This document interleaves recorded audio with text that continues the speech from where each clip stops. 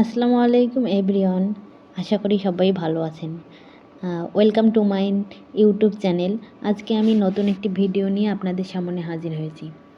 আজকে আমি একটুই ড্রামা নিয়ে আলোচনা করব, যেটার নাম হচ্ছে ওয়েটিং ফর গোডট, যেটা লিখেছেন স্যামুয়েল বেকেট। এই ড্রামাটি হলো একটি অ্যাবসার্ড ড্রামা। এটা ফোকাস করে সবসময় waiting, uncertainty, repetitive nature of human life, অপেক্ষা, অনিশ্চয়তা এবং জীবনের জীবনের সব কিছু পুনরাবৃত্তি। এই ড্রামাটির সেটিং হলো একটি একাকিত্ব রাস্তা, যেখানে কোনো মানুষ ছিল না, শুধুমাত্র একটা গাছ ছিল। এই সেটিং শো করে এমপ্টিনেস অ্যান্ড আইসোলেশন। আমরা যদি প্লেটির শুরু দেখতে যাই, শুরুতে দুজন বন্ধু থাকে, স্ট্রাগন আর ভ্লাদিমির।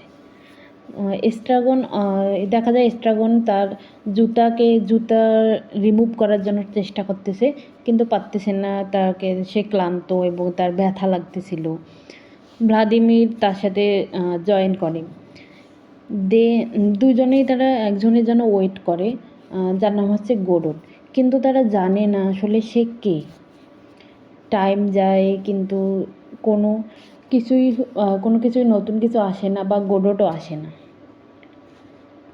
তারপর তারা অনেক কিছু নিয়ে কথা বলে, জীবন, দুঃখ, ধর্ম, তাদের মেমোরি, তাদের স্মৃতিগুলো। যদিও স্ট্রাগন তাড়াতাড়ি সব কিছু ভুলে যায়। তারপর তারা সেখান থেকে চলে যেতে চায়, কিন্তু কোনো কিছু না ভেবে আবার থেকে যায়। এমনকি এক পর্যায়ে তারা সুইসাইডের ডিসিশনও নেয়, কিন্তু সেটা করে না। হঠাৎ করে তাদের দুজনের সাথে দেখা হয়, পোজো অ্যান্ড লাকি। পোজো হচ্ছে লাকির মাস্টার, আর লাকি হচ্ছে সার্ভেন্ট, এক কথায় স্লেভ যাকে বলে। পোজো অলওয়েজ প্রাউড ফিল করে এবং সে লাকিকে একটা পশুর মতো ট্রিট করে। দেখা গেছে লাকি একটা ভারী ব্যাগ উঠাচ্ছে। লাকি একটা ভারী ব্যাগ বহন করতেছে, আর সবসময় সে পোজোর অর্ডার মেনে চলতেছে। কিছু সময় পর লাকি আর পোজো চলে যায়। তারপর সেখানে একটি বয় আসে। আসলে এই বয়টা হচ্ছে মেসেঞ্জার। সে একটা মেসেজ নিয়ে আসে। সে বলে, Godot will not come today, but he will come tomorrow. আর সে বলতে চায় যে গোডট আজকে আসবে না, বাট সে আগামীকাল আসবে। এভাবেই অ্যাক্ট 1 শেষ হয়। মূলত এই নাটকে দুইটা অ্যাক্ট আছে। তারপর দ্বিতীয় অ্যাক্ট শুরু হয়। দ্বিতীয় অ্যাক্টে দেখা যায় সেম প্লেস, সেম জায়গা, কিন্তু এবার দেখা যায় যে গাছে কিছু পাতা গজিয়েছে। তার মানে এটা বোঝায় যে টাইম পাস্ট, মানে টাইম অতিবাহিত হয়েছে। Vladimir and Estragon continue waiting. They forgets, তারা তাদের প্রিভিয়াস ডেগুলো ভুলে গেছে। এই অ্যাক্ট 2তেও তারা সেম কনভারসেশনে কথা বলে, সেম বিষয় নিয়ে কথা বলে। এটা রিপ্রেজেন্ট করে রিপিটেশন। এই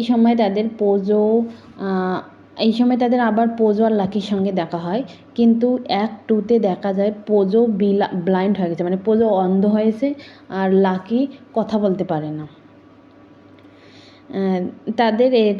তাদের এটা রিপ্রেজেন্ট করে weakness and decline over time. Then দেখা যায় তারা মাটিতে পড়ে যায়। তারপর তাদেরকে তোলার জন্য ভ্লাদিমির আর স্ট্রাগন এগিয়ে যায়, কিন্তু আবার তারা পুরো অ্যাক্ট 1 মতো আবার তারা চলে যায়। দেন আবার এক বয় আসে, সেই বয় মেসেঞ্জারটা আসে। সে আবার বলে যে today Godot will not come, but he will come tomorrow. At the end again they decide to leave, but they don't move. আসলে এই নাটকে গোডট আসেই না, সে আসলে ইনভিজিবল। আর ক্যারেক্টারগুলো শুধু অপেক্ষা করতেই থাকে। এই নাটকটা আসলে কোনো ট্র্যাডিশনাল স্টোরি নয়। এটা রিপ্রেজেন্ট করে humans are always waiting for something, মানে আমরা কোনো কিছুর জন্য সবসময় অপেক্ষা করি। Life is repetitive and uncertain, people hope for change but nothing happens. এই নাটকটির ফাইনাল মেসেজ হয় লাইফ হয়তো বা মিনিংলেস, কিন্তু আমরা সবসময় কোনো কিছুর জন্য অপেক্ষা করি আর আশাবাদী থাকি। এখন আমরা ক্যারেক্টার নিয়ে আলোচনা করব। এখানে স্পেশালি 6টা ক্যারেক্টার আছে: Vladimir, Estragon, Pozzo, Lucky, the boy, Godot. Vladimir, যাকে সংক্ষেপে দিদি বলা হয়, সে একটু ইন্টেলিজেন্ট এবং চিন্তা করে এই ক্যারেক্টার। আসলে স্ট্রাগন সব কিছু ভুলে যায়, সে কোনো কিছু মনে রাখতে পারে না, সেক্ষেত্রে ভ্লাদিমির তার থেকে intelligent. Vladimir always think life, religion and meaning. He reminds Estragon and Godot. Estragon, যাকে সংক্ষেপে গোগো বলা হয়, সে খুব সিম্পল এবং সব কিছু নিয়ে সবসময় কমপ্লেন করে। স্পেশালি তার আমরা এক টানে দেখেছিলাম যে তার জুতার যে সমস্যাটা হয়েছে, বারবার সে সেটাতেই শুধু ফোকাস করে। স্ট্রাগন কনফিউজড আর সব কিছু ভুলে যায়।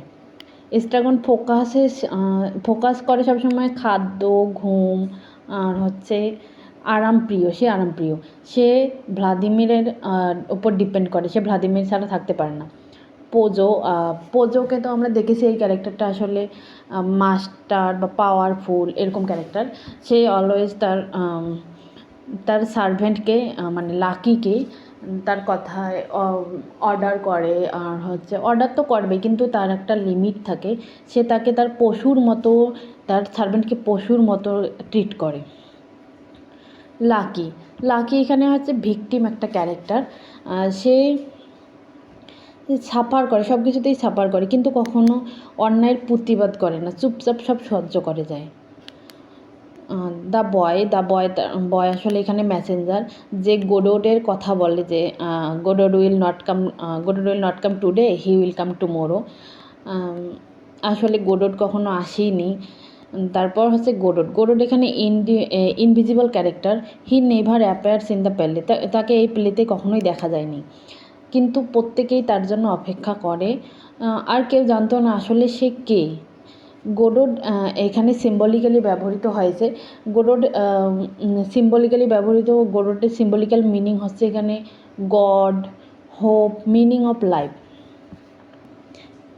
এখানে সব কিছু সিম্বলিক্যালি ব্যবহৃত হয়েছে। যেমন গোডট রিপ্রেজেন্ট করে হোপ, গড অর মিনিং। ট্রিটা রিপ্রেজেন্ট করে লাইফ অ্যান্ড পাসিং টাইম।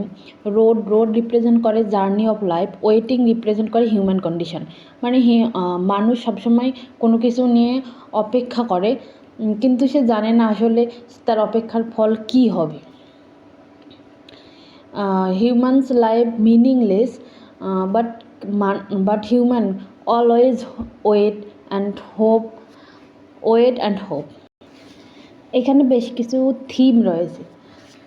প্রথম থিম হচ্ছে important theme, meaninglessness of life, মানে লাইফের কোনো মিনিং নেই, কিন্তু আমরা অলওয়েজ কোনো কিছু নিয়ে ওয়েট করে যাই যে সে হয়তো বা হবে, এবার হবে, কিন্তু আসলে আলটিমেটলি কিছুই হয় না। সেরকম এই প্লেটাতেও নাথিং ইম্পর্টেন্ট হ্যাপেন, কোনো কিছুই ঘটেনি সেভাবে, জাস্ট ক্যারেক্টারগুলো কথা বলতেছে, অপেক্ষা করতেছে, এতটুকুই।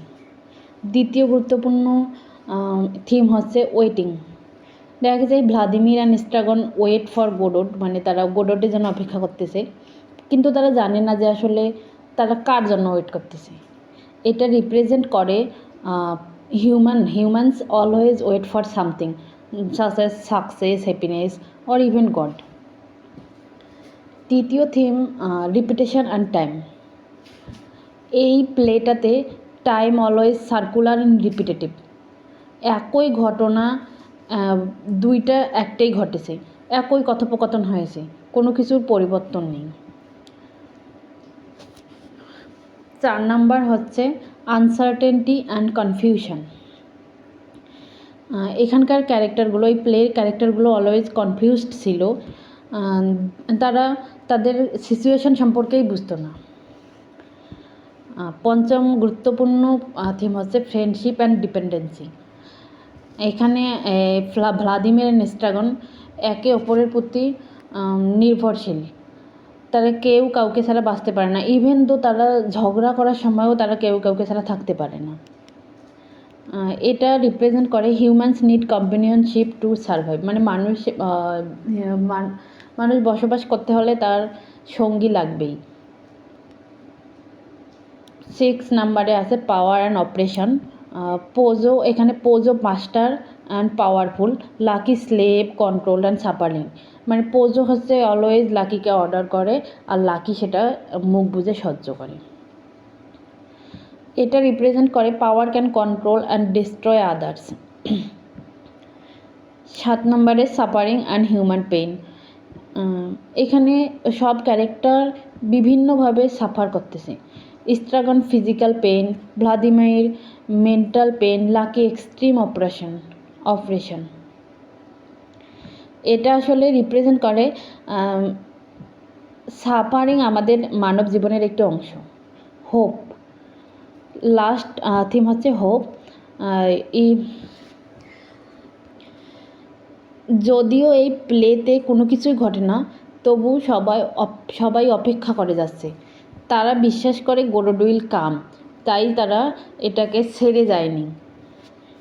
এটা রিপ্রেজেন্ট করে humans always hold on to hope, মানে আমরা সবসময় হোপকে সবসময় আশাবাদী থাকি, কিন্তু সেটা ঘটতেও পারে না ঘটতেও পারে, কিন্তু অপেক্ষা করে যাই সেই মূল লক্ষ্যে যাওয়ার জন্য বা কোনো কিছু ঘটানোর জন্য। Ultimately human life is meaninglessness. তো এই ছিল ওয়েটিং ফর গোডোট প্লে। জানি না কেমন লাগবে আপনাদের কাছে, আশা করি ভালো লাগবে। আমি আমার মতো করে বোঝানোর চেষ্টা করেছি। নেক্সট টাইম আরও ভালোভাবে বোঝার চেষ্টা করবো। আমি আজকে নতুন, আমার জার্নিটা নতুন, তো সবাই সব কিছু পজিটিভলি নেবেন। আর কোনো কিছু কোশ্চেন থাকলে অবশ্যই কমেন্টে জানাবেন। আমার চ্যানেলটাকে অবশ্যই সাবস্ক্রাইব করে দেবেন। নেক্সট ভিডিও নিয়ে আসবো আবার আপনাদের সাথে। ধন্যবাদ সবাইকে। আসসালামু আলাইকুম।